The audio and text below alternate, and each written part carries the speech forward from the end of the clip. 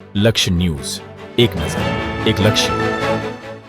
પૂરગ્રસ્ત વિસ્તારોમાં બીએપીએસ સ્વામિનારાયણ સંસ્થા દ્વારા યુદ્ધના ધોરણે રાહત કાર્યો શરૂ. અત્યારે દક્ષિણ ગુજરાતના વલસાડ અને તેના આજુબાજુના વિસ્તારોમાં ભારે વરસાદને કારણે આબ ફાટ્યું હોય તેવી વિકટ પરિસ્થિતિ સર્જાઈ છે. આ વિસ્તારમાં અવિરત અને અતિ ભારે વરસાદને કારણે ઠેર ઠેર ખૂબ પાણી ભરાયા છે, જેના પરિણામે સામાન્ય જનજીવન સંપૂર્ણપણે ખોરવાયું છે.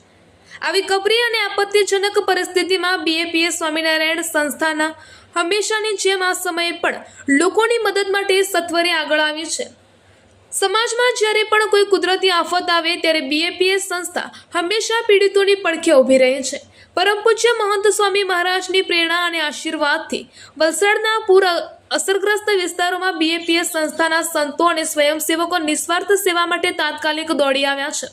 પૂરના કારણે ઘરોમાં પાણી ભરાઈ જવાથી જે લોકો મુશ્કેલીમાં મુકાયા છે અને નિરાધાર બન્યા છે તેવા અસરગ્રસ્ત લોકો માટે સંસ્થા દ્વારા ફૂડ પેકેટના વિતરણની વ્યવસ્થા કરવામાં આવી રહી છે.